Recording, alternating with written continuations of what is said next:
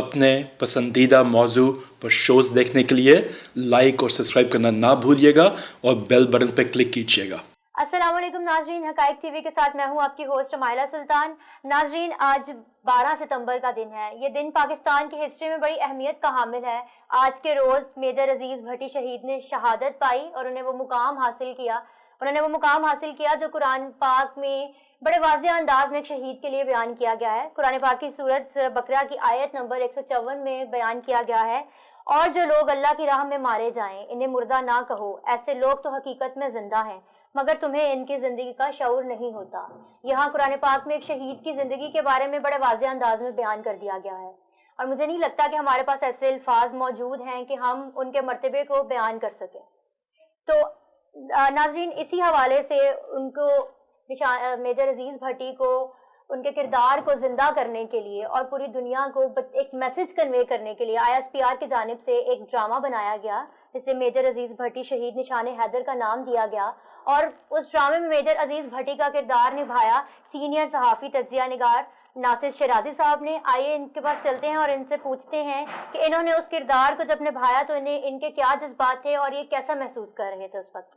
नासिर साहब, सबसे पहले तो आपको खुशामदीद कहूंगी। बताइएगा, नासिर शिराजी बतौर मेजर अजीज भट्टी एक फौजी हीरो के किरदार को निभाते हुए कैसा महसूस किया आपने? बहुत शुक्रिया। देखिए, बचपन में हमने पढ़ा कि शहीद की जो मौत है वो कौम की हयात है। बेशक।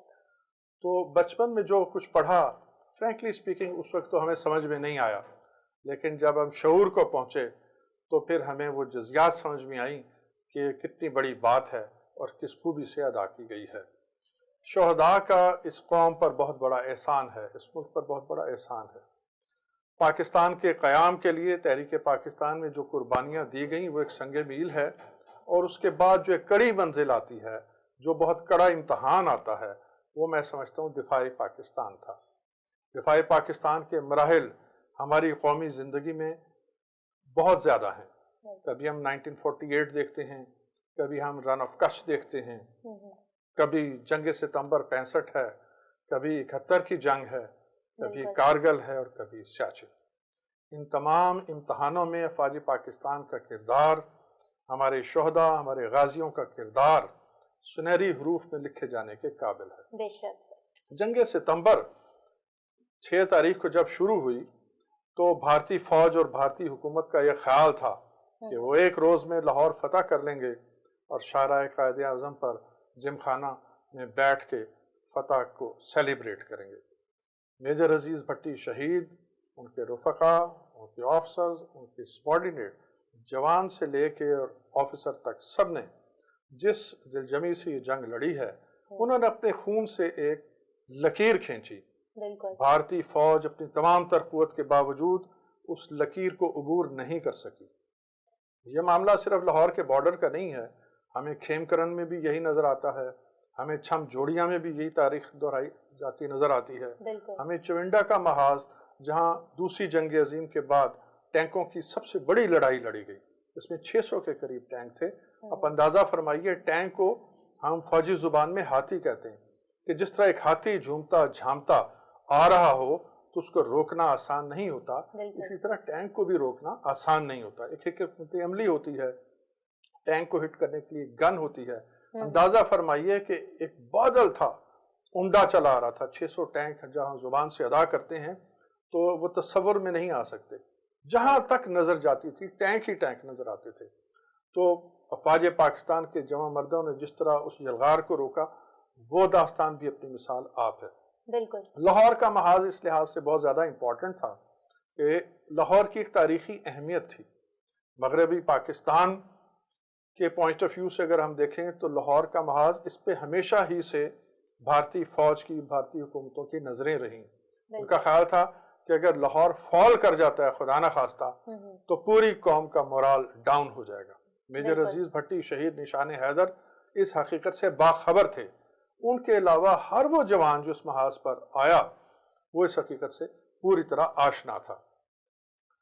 ये जो 17 रोज़ा जंग है, इसमें जो असल कारनामा है वो डे 1 से लेके और फिर मेरे साहब शहीद की शहादत के दिन यानी 12 सितंबर सुबह 10 बजे तक جتنے حملے ہوئے وہ اتنے زبردست انداز میں پسپا کیے گئے کہ آنورڈ پھر ہمیں 17 ستمبر تک اتنے بڑے اٹیک لاہور بارڈر پہ نظر نہیں آتے۔ بھارتی وزیر اعظم لال بہادر شاستری نے متعدد مرتبہ یہ کہا اپنی شکست کو دیکھ کے کہ ہم اپنی پسند کا محاذ کھولیں گے۔ پھر لاہور کے بعد سیالکوٹ پہ اٹیک ہوتا ہے، اسی طرح دیگر بارڈرز جو ہیں وہاں پہ اٹیک ہوتے ہیں۔ تو میں سمجھتا ہوں کہ یہ وہ داستان ہے جو اپنے خون سے ہم نے تحریر کی ہے۔ بالکل ہم نے اس وطن کا دفاع جس خوبی سے کیا ہے، آج کا تقاضا بھی یہی ہے کہ اسی سپرٹ کو، اسی فکر کو زندہ رکھا جائے۔ یہ پاکستان ہے تو ہم ہیں، پاکستان ہماری شناخت ہے، اور اس پر آنچ نہ آنے دینا صرف افواج پاکستان کا ذمہ داری اور ان کا منصب نہیں ہے۔ ہر پاکستانی کا یہ فرض ہے کہ وہ اپنی صفوں میں دشمنوں پر نظر رکھے اور ان کو قلع کما کرنے میں افواج پاکستان کا ہاتھ بٹائے۔ میں واپس آتا ہوں اس موضوع کی طرف کہ میجر عزیز بھٹی شہید تو ہو گئے، شہید ہو کے حیات جاویداں بھی پالی، لیکن ان کا کارنامہ بہت بڑا کارنامہ ہے۔ گولیوں کی برسات میں 6 دن 6 راتیں جاگنا کوئی آسان کام نہیں ہے۔ کوئی شک نہیں ہے اس بات میں، اور آپ نے اس ڈرامے میں ان کے کردار کو جیسے نبھایا ہے اس حوالے سے بھی ذرا بتائیے گا۔ جی، میری سلیکشن کے بعد جو سب سے اہم مرحلہ تھا جو میں نے از خود محسوس کیا وہ یہ تھا کہ اتنی بڑی شخصیت، اتنے بڑے شہید کا کردار اس خوبی سے ادا ہونا چاہیے کہ حق ادا اعزاز حاصل ہونا ہی میرے خیال میں کسی ایک عام شہری کے لیے بڑے فخر کی بات ہے۔ جی بالکل۔ تو اسی اسپرٹ کے ساتھ ہماری جو پوری ٹیم تھی، جو اس ڈرامے میں جو لوگ پرفارم کر رہے تھے، جو ڈائریکٹر تھے، جو رائٹر تھے، اسی طرح ISPR کا میں خاص طور پہ ذکر کرنا چاہوں گا۔ ان کی طرف سے جو آفیسرز کی ٹیم آئی ہوئی تھی اس نے بھی اس میں بہت عرق ریزی کی، اور سب کی مشترکہ کاوش کے بعد یہ ڈرامہ اتنا خوبصورت بنا کہ اس کی نظیر نہیں ملتی۔ میرا ہر پاکستان میں اپنی سلیکشن کے حوالے سے اور جس طرح سے پھر یہ کاسٹ کیا گیا اس ڈرامے کو، آپ کی جو ٹریننگ ہوئی اس حوالے سے ہمارے ناظرین سے کچھ شیئر کیجیے گا۔ جی، اس میں سب سے دلچسپ پہلو یہ ہے کہ جن دنوں میں ڈرامہ بننے کا پروجیکٹ پہلی مرتبہ آیا 1984، تو بڑے نامور آرٹسٹ جو ہیں وہ موجود تھے، اور وہ درجنوں کے حساب سے تھے۔ اس میں لاہور ٹی وی سے تعلق رکھنے والے لوگ بھی تھے، کراچی کے آرٹسٹ بھی تھے، اور اسی طرح پشاور، اسلام آباد اور کوئٹہ کے آرٹسٹ بھی تھے۔ اور میں سمجھتا ہوں کہ مجھ سے بڑے فنکار تھے، میں تو ان کا عشر اشیر بھی نہیں ہوں، میں تو ایک سمجھتا ہوں اپنے آپ کو طالب علم، میں تو ان کو دیکھ دیکھ کے سیکھ رہا تھا اور سیکھنے کی کوشش کر رہا تھا۔ یہ سب لوگ بہت بڑے بڑے لوگ تھے، لیکن ڈرامے کی ریکوائرمنٹ یہ تھی کہ روٹین میں کتنا ہی بڑا فنکار کیوں نہ ہو وہ ریکوائرڈ نہیں تھا، کیونکہ ہر شخص کی ایک پہچان بن چکی ہوئی تھی کسی نہ کسی کردار کے حوالے سے۔ تو اس کے لیے ضروری تھا کہ کوئی ایسا شخص سامنے آئے، پرفارم بھی اچھا کرے، تاکہ لوگ اس کو بطور میجر عزیز بھٹی شہید اور آپ کی ان سے مشابہت بھی ہے، مطلب آپ کے فیچرز بھی ان سے ملتے جلتے ہیں۔ جی، یہ ایک پلس پوائنٹ تھا، میں سمجھتا ہوں مجھے اس نے کافی ہیلپ کیا کہ مشابہت بھی تھی، اور پھر آواز جو ریکوائرڈ تھی کہ جی بھاری آواز ہو، اور بال ہیئر سٹائل اس قسم کا ہو، اور آدمی پڑھا لکھا ہو، یعنی انگریزی بھی اچھی ہو، اردو بھی اچھی ہو، اور سب سے بڑا یہ ہے کہ اس مینرزم کو سمجھے جو ایک آرمی آفیسر کا ہوتا ہے۔ اور اس سے زیادہ امپورٹنس اس بات کی تھی کہ میجر عزیز بھٹی کا کردار ادا کرنے والے شخص کو یہ علم ہو کہ ایک میجر کا، ایک کمپنی کمانڈر کا جو رول ہوتا ہے وہ جنگ میں کیا ہے، پیس ٹائم میں کیا ہے، اور زمانہ جنگ میں کیا ہے۔ تو یہ تھی وہ تمام باتیں جن پہ غور کرنا ضروری تھا۔ آپ کی اس حوالے سے ٹریننگ بھی کروائی گئی تھی؟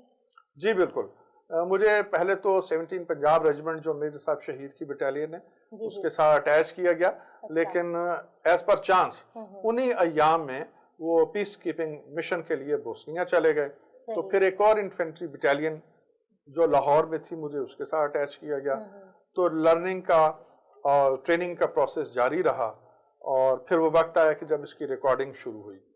اس میں یہ ہے کہ میرے علاوہ جن لوگوں نے پرفارم کیا اس میں ایکٹرز تو بہت کم ہیں، یعنی میرے پیرنٹس جو بنائے گئے وہ ایکٹر تھے، نامور لوگ تھے، اسی طرح جو بچے تھے وہ ظاہر ہے بچے ہی تھے، اور اس کے علاوہ جن لوگوں کو آپ یونیفارم میں دیکھتے ہیں ان کا تعلق افواج پاکستان سے تھا۔ اور یہ اس لیے تھا کہ حقیقت سے قریب ترین بالکل ڈرامہ جو ہے وہ تیار ہو سکا. اگر سب لوگ سویلین ہوتے بالکل تو شاید ہر آدمی کو اتنا ٹرین کرنا آسان نہ ہوتا اور وہ مینرزم نہ آتا. تو جس مقصد کے لیے ڈرامہ بنایا جا رہا تھا وہ آبجیکٹو شاید اچیو نہ ہوتا. آبجیکٹو یہ تھا کہ نئی نسل دیکھے کہ ان کے بڑے، ان کے سینئرز اس ملک کے لیے کیا کیا قربانیاں ادا کر گئے. پھر میجر صاحب شہید بحیثیت انسان کے، بحیثیت ایک آرمی آفسر کے بڑی زبردست شخصیت تھے.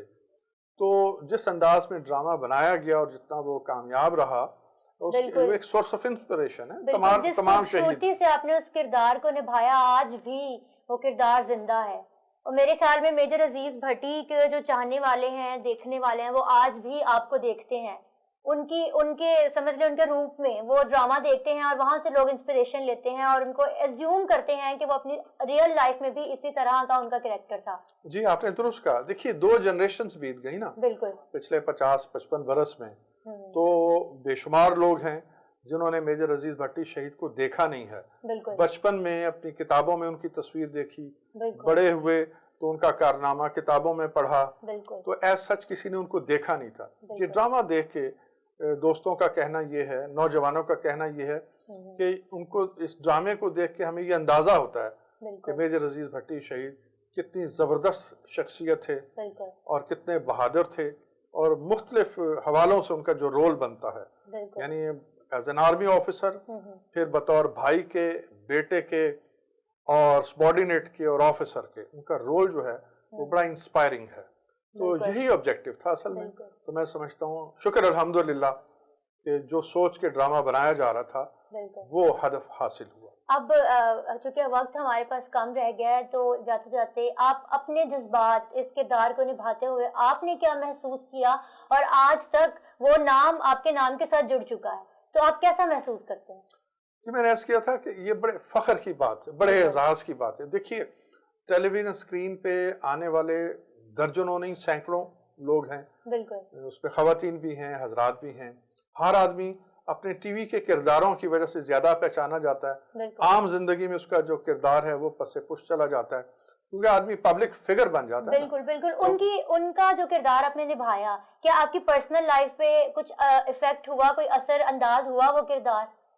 جی میں نے میجر عزیز بھٹی شہید کو بہت زیادہ پڑھا، بہت زیادہ جاننے کی کوشش کی. ان کی شخصیت بڑی میرٹ فل تھی.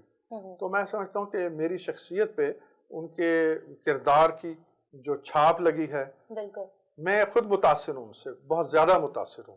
ان کے جتنی اچھی کوالٹیز تھیں میں نے کوشش کی کہ جتنی بھی حاصل کی جا سکیں، جتنی بھی ہم اڈاپٹ کر سکیں ان کو اڈاپٹ کیا جائے، جس میں راست گوئی ہے، سادہ زندگی ہے، دلیری، بہادری، شجاعت اور ملک کے لیے جان پہ کھیل جانے کا عزم. میں سمجھتا ہوں یہ اسی شخصیت سے ہم نے حاصل کیا. بالکل. شیرازی صاحب جاتے جاتے آپ نوجوان نسل کو کیا میسج دینا چاہیں گے؟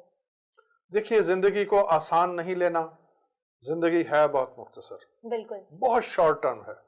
جتنی بھی طویل عمر ہو میں سمجھتا ہوں زندگی ہے مختصر. بالکل. اپنے وقت کو ضائع نہیں کرنا، ہر دن کو سمجھیے کہ بس یہی دن آخر ہے. اور مسلمان کا ایمان بھی یہی ہے کہ مسلمان نے کل نہیں دیکھی. تو ہم نے جو کرنا ہے آج کرنا ہے، آج کو یوٹیلائز کرنا ہے، نیکی میں بھی، دوسروں کی مدد میں بھی، اس ملک کی خدمت میں بھی، اور اس ملک کے لیے جانوں کا نذرانہ پیش کرنے کا جو عزم ہے وہ ہر روز تازہ رہنا چاہیے، اور ایک دوسرے کو کمیونیکیٹ کرنا چاہیے کہ اس ملک کے ہم پر بہت زیادہ احسانات ہیں. بالکل.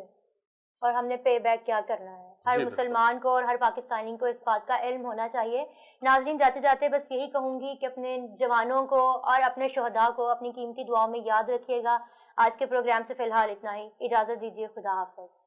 اپنے پسندیدہ موضوع پر شوز دیکھنے کے لیے لائک اور سبسکرائب کرنا نہ بھولیے گا، اور بیل بٹن پہ کلک کیجیے گا.